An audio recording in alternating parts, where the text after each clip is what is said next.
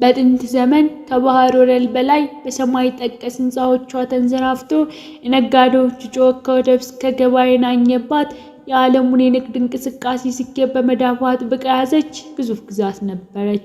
የሜሮንና የዕጣን ሽታዋ በዓለም ላይ ታይቶ በማይታወቅ ሁኔታ የጎመራ የነበረ ሲሆን ንግድ መርከቦቿ ከቀይ ባህር እስከ ህንድ ውቅያኖስ ድረስ ይፈሱበት የነበር ድንቅ ሀገር ነበረች። የመን ሕንፃዎቿ ከሰማይ ጋር ለመወዳደር የተገነቡ ይመስል ነበር። በምድር ላይ የቆሙ ድንቅ ስራዎቿ በባህር ዳርቻዎቿ ላይ ከቀይ ባህር ወደ ህንድ ውቅያኖስ የሚጓዙ መርከቦች ከሩቅ ምስራቅ እስከ ሜዲትራኒያን ባህር ድረስ የንግድ ትስስርን ያጠናክሩ ነበር። በዚህ ታላቅ ግዛት ስር ስልጣኔ ሀብት እንደ ወንዝ የሚፈስበት ዘመን ነበር። እቺ ታላቅ ግዛት እንዴት እንደሰፋችና ዓለማችን ታሪክ የቀየረችበት አስደናቂ መንገድ በእርግጥም ግሩም ነበር። የጥንታዊ ግሪኮችና ሮማውያን አረቢ ፍሌክስ ወይም የአረቦች ደስታ ብለው ይጠሯት የነበረች የመን ስሟ የሰው ልጆች ልብ በጥልቀት የሚነካ ነው። ይቺ ምድር ስሟ ብቻ ሳይሆን በእውነትም እጅግ ደስተኛና ባለጸጋ ነበረች።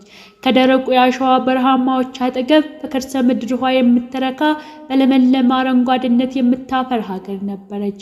የመን ለሺህ ዓመታት በመካከለኛው ምስራቅ በእስያና በአውሮፓ መካከል የዕጣንና ከርቤ ንግድን በብቸኝነት ተቆጣጠረች ሀገር ነበረች። በዚህ በንግድ በኩል ታይቶ የማይታወቅ ሀብትን አከማችታ የነበረ ሲሆን የቅንጦትና የብልጽግና መናኸሪያ የሆነች ነበረች። የነዋሪዎቿ ፊታቸው በደስታ የሚያበሩ በየመንጎቻቸው በሀብት የሞሉ ሰዎች በመሆናቸው ነበር። አረቢ ፍሌክስ ወይም የአረቦች ደስታ የሚለው ስም ለሀብታምነት፣ ለመልካም የአየር ንብረትና ለበለጸገ የንግድ ምስጋና የተሰጠ ቅጽል ስም ነበር። ደስታና ብልጽግናን የተቀላቀለው የተወለደ ስም የአረቦች ደስታ አስባላት። በጥንት ዘመን የየመን ምድር የአረቦች ደስታ ተብላ ትጠራ ነበር።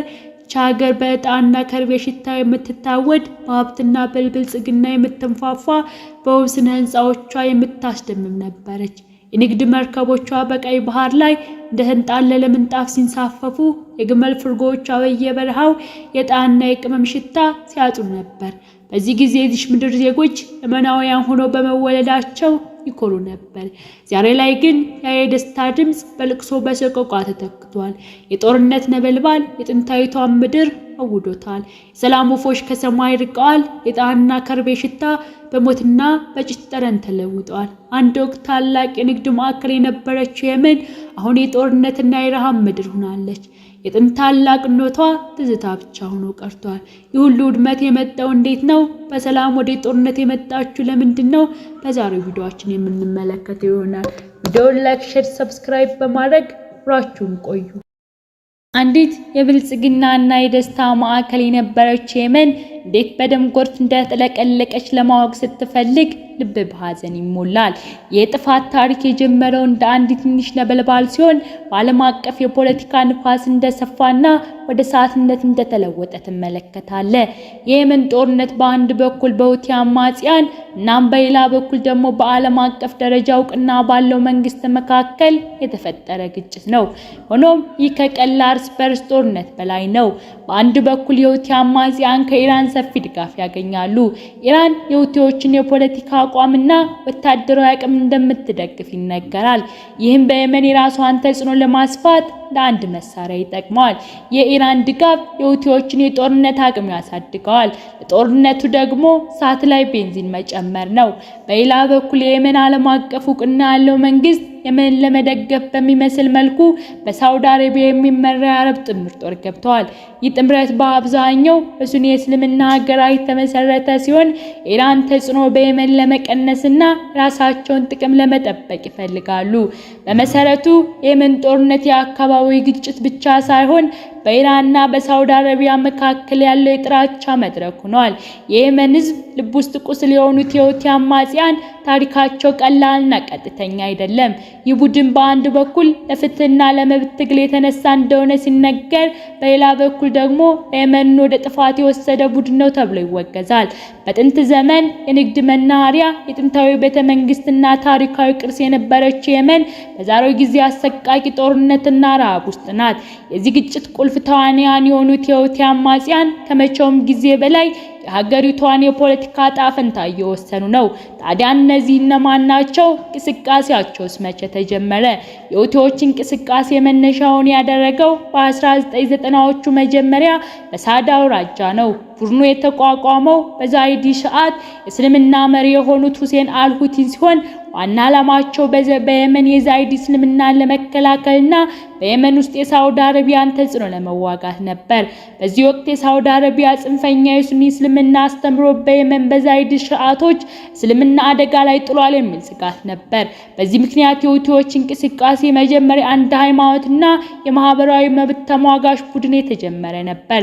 የሁቲዎች እንቅስቃሴ ከጊዜ ወደ ጊዜ እየሰፋ መጣ። በተለይ በ2004 የሁሴን አልሁቲን በየመን መንግስት ኃይሎች ሲገደል ቡድኑ ወደ ጽንፈኛ አክራሪ የጦርነት ቡድን ተለወጠ። ሁሴን አልሁቲን ከሞት በኋላ የየመን መንግስት በቡድኑ ላይ ጦርነት አወጀ። ይህም የሁቲዎችን ቁጣና ኃይል ጥቃት እንዲነሳሳ አደረገ። ከ2004 እስከ 2010 ባለው ጊዜ የየመን መንግስት ከሁቲዎች ጋር ብዙ ግጭቶች ውስጥ ገባ። በመጨረሻም የሁቲዎች የየመን ዋና ከተማ ሰንዓንን በ2014 ሲቆጣጠሩ የየመን ታሪክ በከፍተኛ ደረጃ ተለወጠ። የየመን ጦርነት መራራና የሁቲዎች ማንነት በጥልቀትና በውስብስብ በሆኑ ችግሮች ውስጥ ተደብቋል። በአንድ በኩል የሁቲዎች ትግል የሃይማኖት የመብት ትግል ሊመስል ይችላል። በሌላ በኩል ግን የፖለቲካ ፍላጎት፣ የውጭ ኃይሎች ጣልቃ ገብነት የየመንን ሰላም ነጥቋል። በዚህ ምክንያት የየመን ህዝብ ዋጋ እየከፈለ ነው። ይህ ሁሉ ለምን? እንዴት አንዲት ሀገር የራሷን ፖለቲካ ችግር፣ የጎሳ ልዩነቶችና የፍትህ ክፍል አለመመጣጠን ሲገጥማት የውጭ ኃይሎች በጣልቃ ገብነት ገብተው ግጭቱን ሊያባብሱ ይችላሉ? የመን የዚህ አሳዛኝ እውነተኛ አስገራሚ ምሳሌ ናት።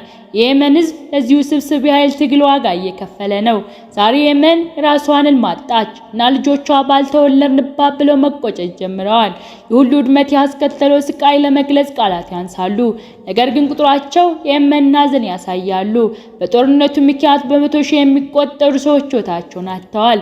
ከነዚህም ውስጥ ብዙዎቹ ንጹሃን ዜጎች ሲሆኑ ቤታቸው ውስጥ ተገለው ወይም በጦርነቱ መካከል ወድቀዋል።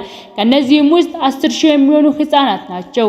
ትምህርት ቤት ደብተርና መጫወቻ መያዝ የሚገባቸው እድሜያቸው የጦርነት ሰለባ ሆነዋል። የየመን ህዝብ ለዚህ ጦርነት ሌላም ዋጋ ከፍሏል። እሱም በከፍተኛ ደረጃ የመሰደድ ስቃይ ነው። ከ4 ሚሊዮን በላይ የሚሆኑ ሰዎች ከቤታቸው ተፈናቅለዋል።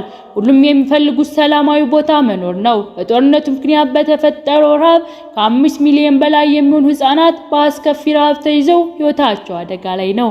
እነዚህ ቁጥራቸው የየመን ህዝብ የገጠመውን ያለውን ከባድ ቀውስ ያሳያሉ። እናም የሰው ልጅ እንደዚህ አይነት ሁኔታ ውስጥ ምን ያህል ማሳለፍ እንደሚችል ያስረዳሉ።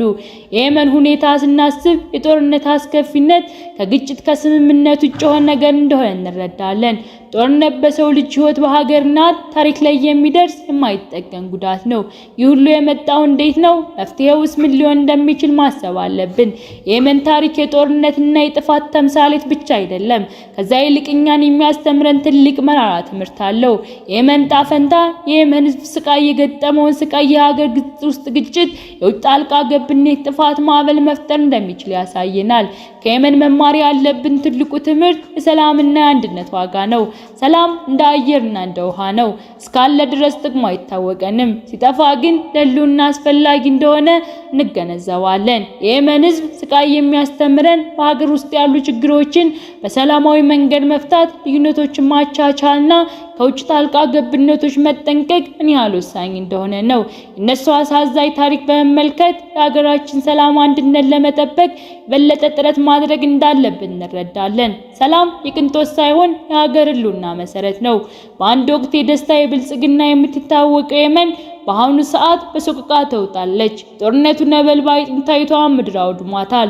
ሰማይ ወፎች ከሰማይ ርቀዋል። በዚህ ምድር ላይ የጦርነት ጨለማ ሲወርድ ንጹሃን ዜጎች ከፍተኛ ዋጋ ከፍለዋል።